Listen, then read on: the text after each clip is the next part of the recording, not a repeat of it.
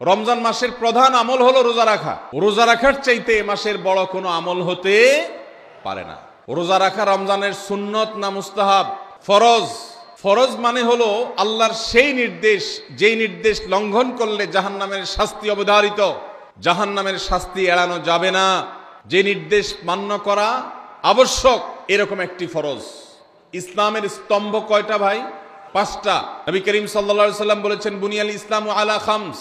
ইসলাম দাঁড়িয়ে আছে 5টি ফাউন্ডেশনের উপরে, 5টি খুঁটির উপরে, 5টি ভিত্তির উপরে। সেই 5টি ভিত্তির 1 নম্বর হলো আল্লাহ ছাড়া ইবাদত এবং উপাসনার উপযুক্ত আর কেউ নাই, আর মুহাম্মদ সাল্লাল্লাহু আলাইহি সাল্লাম আল্লাহর পাঠানো রাসূল, এই কথার সাক্ষ্য মুখে দেওয়া। এটা হলো 1 নম্বর স্তম্ভ। স্তম্ভ নম্বর 2 5 ওয়াক্ত নামাজ আদায় করা।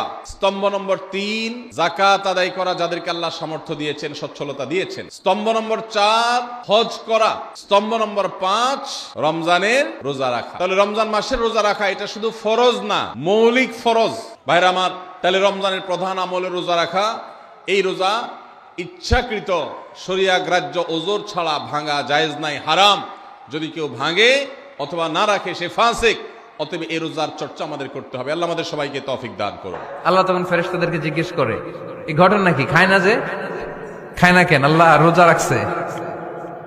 এগুলো কি? রোয়াবজা, পেঁয়াজ, আলুর চপ, বেগুনি, মুরগির রান খায় না। খায় না কেন? ওরা যে ক্ষুধার্ত, আল্লাহ আপনার ভয়ে। তাই কি চায়? আল্লাহ আপনার কাছে ক্ষমা চায়। ক্ষমা চায়, আল্লাহ রহমতের দরিয়ায় জোশ খেলে যায়। আল্লাহ তখন বলে, আমারে দেখছে নাকি ওরা? ফেরেশতারা বলে, না, দেখে নাই।